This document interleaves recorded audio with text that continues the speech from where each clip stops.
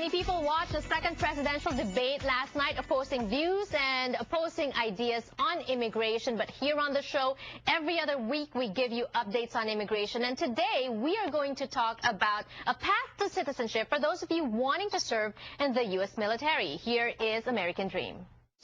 This American Dream segment is brought to you by Aquino & Lowe Law Firm, answering your immigration questions. Attorney Richard Lowe is going to be explaining to us today the concept of MAVNI. MAVNI is short for Military Accessions Vital to National Interest. This is a recruitment pilot program, meaning has it been done before? Yes, it actually has been done before. This is put out by the Department of Defense, and it was done in 2009.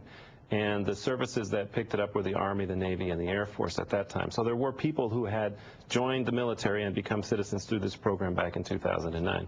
Would you recommend that to some people going to you? You know, if let's say for example they've overstayed, is it possible to join the military and then apply for this? Or well, this program only applies to non-immigrants who are in status. Okay. So you can't have overstayed or gone out of status for whatever reason. So they're looking to recruit within the non-immigrant pool of people who are here, who maybe are on an H-1 or on an F, who've been here for a while, but do want a path to become a U.S. citizen. And this is clear because now we can talk about the requirements. So it's not automatic.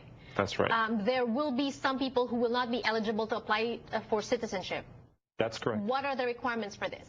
Well, first of all, you have to be between the ages of 17 and 34. So if you're older than 34 or younger than 17, you're not going to be able to apply. The most important part is you have to have been here for 2 years. And so that's going to eliminate, although they list in their handout, they list a lot of non-immigrant visa categories which conceivably would apply. A lot of those aren't going to have ability to stay here for 2 years, which is what they require. We see it on the screen now. It looks like an alphabet soup. All the following categories: E, F, H, I, J, K, L, all the letters almost. But you're saying that one important criteria, no matter your status, you have to have been here for 2 years? That's right. Okay. So, for example, some statuses may not give you that opportunity to be in the United States for 2 years. I'm not sure how a K visa is going to be able to then become, some of them aren't going to work. So right. I think if you have been here for 2 years and that this is interesting to you to try to serve in the military, then this is a program that you might be looking into. That's something to consider. Yes. And if you can speak a foreign language, that's an advantage because that's requirement number 4. Yes. I mean, the national interest part of this program is that they're trying to recruit people who will be able to give something to the military that they don't have. And one of them is languages. There's a large number of languages which are underserved in the military, and there's a long, exhaustive list of those. But what has been added this year, which was not available in 2009, is Tagalog. So if you do speak Tagalog, that is a language that will allow you to become part of this program. And this is very important to note, I think. Applicant must be a needed healthcare professional because a lot of Filipinos work in the healthcare industry. So if you are, let's say, a doctor or a dentist or a nurse, you may qualify for this, yes? Yes, that's the other component of it. If you don't qualify for the language component, you may qualify for the healthcare component part of it, and they are looking for people in those underserved areas as doctors, nurses, and many others. There's right. Too many to list. But you do have to be licensed in that profession here in the United States. Oh, okay. So there is some limitations on healthcare professionals. Right, and so that's a choice for you. You can either use your fluency in Tagalog, or you can use your expertise as a healthcare professional. But then this next requirement is something that's a must. Applicants must pass other standard enlistment requirements. Yeah, so in other words, it's not just a free pass into the military. You have to go through their physical examinations and also their background checks. They have a military exam for proficiency, I believe, in English, which you have to score above a 50, which is a little bit higher than normal recruits.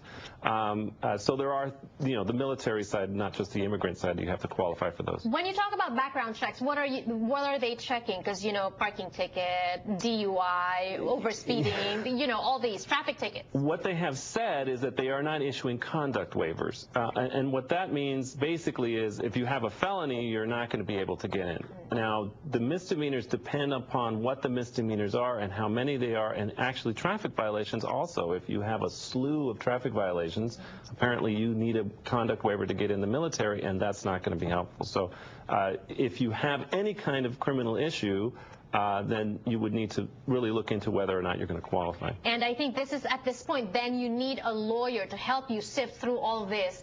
You help applicants prepare their application, correct? Sure. We have a contact within the Army that we're working with to try to help people come into this program if that's what they so desire to do. And you better do it now, because this program lasts until May of 2014. How long do they wait? Let's say I apply for it next month.